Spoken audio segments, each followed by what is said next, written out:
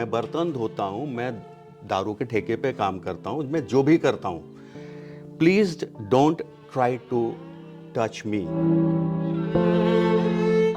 उसको डिमीन मत करो, उसका भी कोई नाम है। इतना रिबेलन है उसके अंदर, इतना उसके अंदर आग भरा हुआ है। एनजीओ वाले कहते हैं बेटा तू पढ़ा क्यों नहीं, मैं तेरा स्कूल में एडमिशन करा। मेरे एस्टीम नीड्स फुलफिल हो रहा है और मैं 18 से 20 हज़ार रुपए कमा लेता हूँ। आई एम हैप्पी। स्वतंत्रता झंडा फहराने से नहीं होता, आपके विचारों से होता है। You are not a nobody. किसी चाय की दुकान में, किसी पान की दुकान में, किसी रेस्टोरेंट में या किसी ढाबे पर आपने कई बार किसी छोटे बच्चे को काम करते हुए देखा होगा।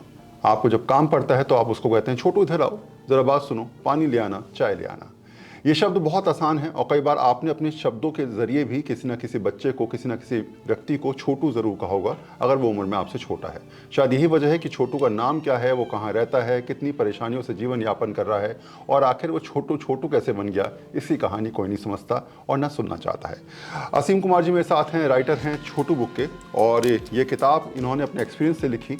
सालों दर साल लगातार कई सारे छोटों से मिले भी, उनकी समस्याओं को समझा भी और जाना कि आखिर परिवार की परेशानियों के बावजूद किस तरीके से छोटू इस कोशिश में है कि अपने माता पिता का हाथ बटा दे, 2 रुपये कमा ले, घर चला ले, और शायद इसी सोच के हिसाब से ये छोटू किताब लिखी। बहुत बहुत शुक्रिया सर हमारे पॉडकास्ट विद वरुण सिन्हा में आने के लिए। पहला सवाल मेरा आपसे ये है कि जब हम छोटू की बात करते हैं, हर छोटा बच्चा में छोटू ही नजर आता है जी। और हम कई बार रेस्टोरेंट में खड़े होते हैं या फिर कहीं भी जाते हैं तो हम सीधे किसी को बुलाते हैं, छोटू इधर बात सुनो, छोटू इधर आओ। ये छोटू शब्द जो है, इसे आप कैसे देखते हैं और ये किताब कैसे लिखी, कब लिखी?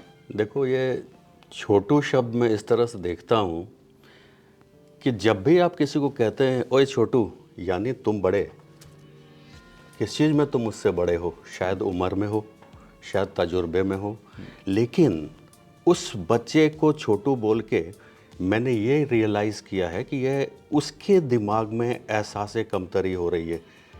We are putting a burden on his head by demeaning his contribution to the work that he is doing. जो काम वो कर रहा है उसमें वो भी तो प्राउड है, लेकिन हम उसको बोले ए छोटू इधर आ जा यार, पंचर लगा दे। राशन के दुकान में बेटे जरा गाड़ी के डिक्की में रख दे सामान, थैंक यू छोटू, 5 रुपए का नोट आपने 10 रुपए का नोट दे दिया। लेकिन आपने उसको जीवन भर के लिए एक ऐसी संज्ञा दे, ऐसा उसको नाम दे दिया है कि जब वो एक्चुअली बड़ा भी हो जाता है तो उसके दिमाग, उसके मानसिक पटल पे आपने एक इन्फीरियॉरिटी का छाप छोड़ा है। आपने उसको एनकरेज नहीं किया छोटू बोल के। आप ये भी पूछ सकते थे कि बेटा तुम्हारा नाम क्या है। हो सकता है उसका नाम जीवन सिंह हो सकता है उसका नाम संतोष कुमार हो, कुछ भी हो, बट आप में से कितने लोगों ने कभी जब वो सामान रखने आया आपने थैंक भी छोटू को किया, नाम तो किसी ने पूछा नहीं।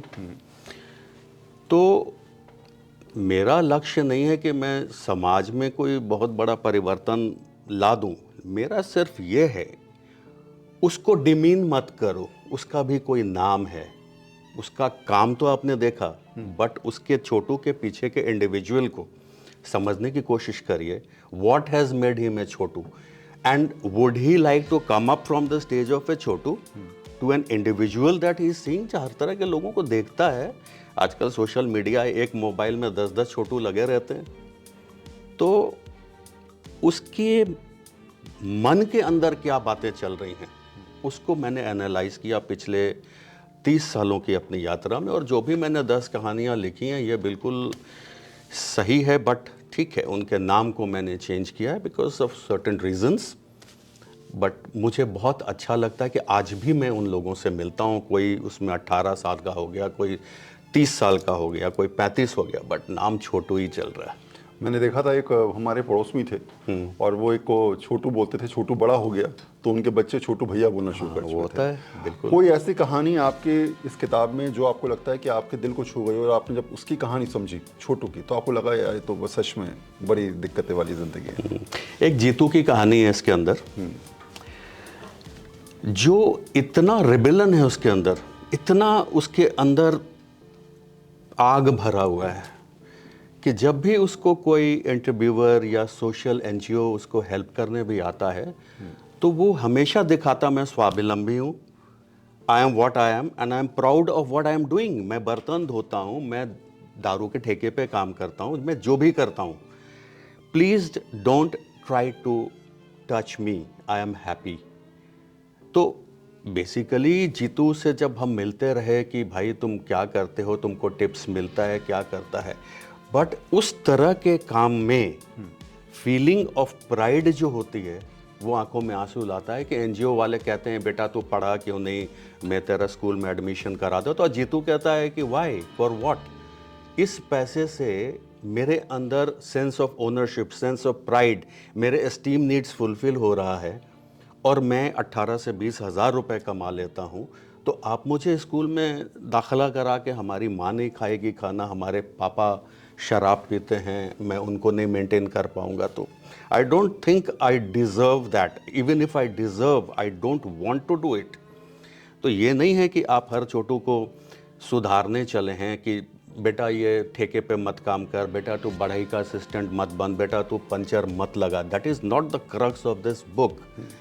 दिस बुक इज़ अबाउट आप किस तरह से उसको गर्व की अनुभूति करा सकते हैं कि तुम जो भी कर रहा बेटा तो अच्छा कर रहा, नशा मत करना, वो गलत चीज़ है, समय पे खाना खा लो, वो अच्छी बात है, बट तुम जो कर रहे हो मैं भी उसके लिए बहुत प्राउड हूँ। You are doing a great service to the nation, being invisible. तुमको लोग भूल जाते हैं काम करा के, तुम एक इनविजिबल इंसानों, कहीं से चले आते हो कहीं निकल लेते हो।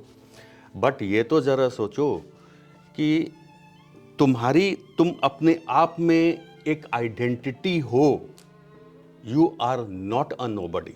That's what I have tried to tell people. जो भी बच्चा हमसे मिलता है, मैं 15 अगस्त को इन सारे छोटुओं का फैशन परेड कराता हूँ और हर 15 अगस्त को हमारे घर के सारे दरवाजे और मेरी सारी गाड़ियों के दरवाजे, मेरे ड्राइवर्स उनके सर्विस में होते हैं। बिकॉज स्वतंत्रता झंडा फहराने से नहीं होता, आपके विचारों से होता है।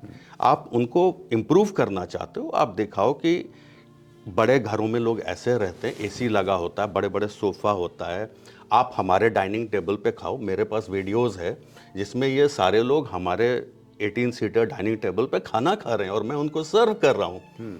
ये आंसू लाता हमारे अंदर, ये नहीं लाता कि आप वो करते हो। और हर साल 15 अगस्त को हमारे घर का जो झंडा और हमारी फैक्ट्रीज़ के जो झंडा होता है उसको सफाई कर्मचारी ही ये करता है, कभी कोई पॉलिटिशियन नहीं, कभी कोई ब्यूरोक्रेट नहीं, कभी कोई हाई प्रोफाइल आदमी नहीं। और ये सब पिक्चराइज होता है, सब होता है, सब वीडियोस में होता है।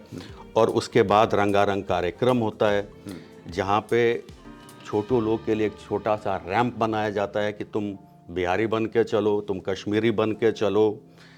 जो लड़कियां हैं जिसको हम लोग ज़्यादातर छोटू नहीं गुड़िया बोलते, गुड़िया बेटा इधर आ जा, यही वर्ड तो होता है। बिल्कुल बिल्कुल। तो गुड़िया लोग से जब आप बात करोगे तो मैं 2 महीने पहले बोलता हूँ कि तुम्हें बेटा एक पोएम लिख के तैयार रखना इस 15 अगस्त के लिए। And they are so beautiful, they are heart touching. एक गुड़िया ने, जिसकी माँ खाना बनाने का काम करती है, उसको मैंने बातों बातों के दौरान समझाया था कि जब तुम्हारी माँ इतनी अच्छी कचौड़ियाँ बनाती है, इतना अच्छा छोले बनाती है, तो तुम एक छोटा सा ब्रांड बनाओ ना अपनी मम्मी के नाम पे और तुम उसको करो। ये बात हमने 4 साल पहले 15 अगस्त को किया and that is a recorded message with me. और आज उसकी माँ 60,000 रुपया महीना कमा रही है, आज भी हमारे घर आ जाती है खाना बनाने। बट वो क्योंकि आपने सर मेरा रेस्टोरेंट बनवा लिया, तो she is running a cloud kitchen from the garage of a building near me.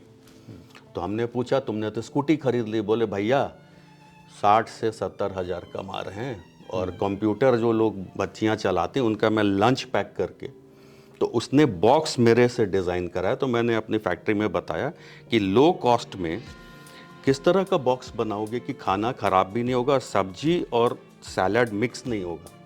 अब वो पैक करके, संगीता उसका नाम है, वो अपने स्कूटी में ले जाती है। तो आई फील वेरी गुड। जी, एक सवाल इससे और जुड़ता है, जब हम छोटू का नाम लेते हैं तो चाइल्ड लेबर का दिमाग में आता है। चारों तरफ आप जहाँ जाइए, जिस दुकान पे जाइए, कोई ना कोई छोटा बच्चा काम करता नजर आएगा। लॉ भी है इसको लेकर, तमाम एनजीओ जो हैं करोड़ रुपए इसके नाम पर उठा भी रही हैं बच्चों को रोकने के लिए, लेकिन उसके बाद भी कुछ नहीं हो रहा है। हर छोटू बनता जा रहा है, नए नए बच्चे आ रहे हैं, एक परिवार में 4 बच्चे, चारों काम कर रहे हैं।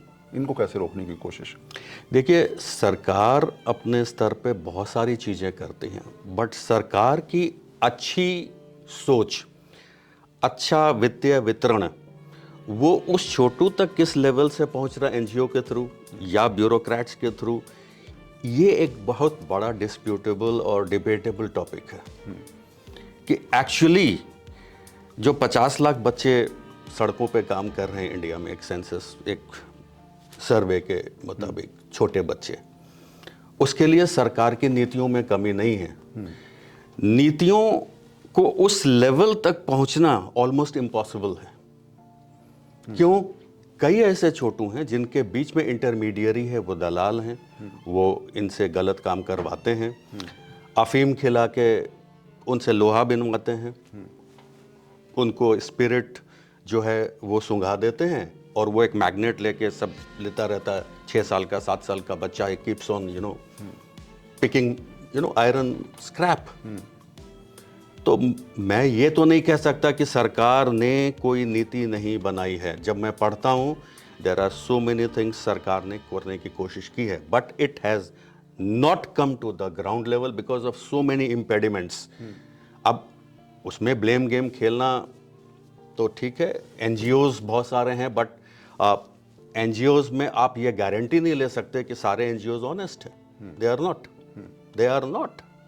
तो अब तो काफ़ी कुछ एनजीओज पे एक्शन लिया गया है, बट मुझे लगता है मोर देन द गवर्नमेंट, आप एज एन इंडिविजुअल अगर 1 महीने में या 3 महीने में एक छोटू को भी थोड़ा सा उसके दिमाग में अवेकनिंग ला सकते हैं, अवेयर उसको बना सकते हैं कि तुम्हारी ये राइट्स हैं, ये ड्यूटीज़ हैं, ये अच्छा है, ये बुरा है, तो that is a very big contribution. ऐसा नहीं कहा जा सकता कि वो टीवी देख के या इंस्टा पे आके सरकार की नीतियों को समझ सके। तो हम सब एज एन इंडिविजुअल उस पर पिटी ना करें, उस पर कोई दया ना करें, उसको बुलाएं, उसको बैठाएं, चाय पिलाएं, बताओ यार ये तुम्हारे लिए सरकार कर सकती है, बताओ। या तुम्हारे पैसों को कोई मिसयूज कर रहा है तो तुम इन नंबरों पे बता सकते हो। इससे ज़्यादा एज एन इंडिविजुअल आप बहुत कुछ नहीं कर सकते हो। अवेयरनेस की बात है और शायद जागरूक आप होंगे, करेंगे और कहीं ना कहीं कोशिश करेंगे तो हो सकता है कई सारे छोटों को छोटू बनने से हम रोक पाएं।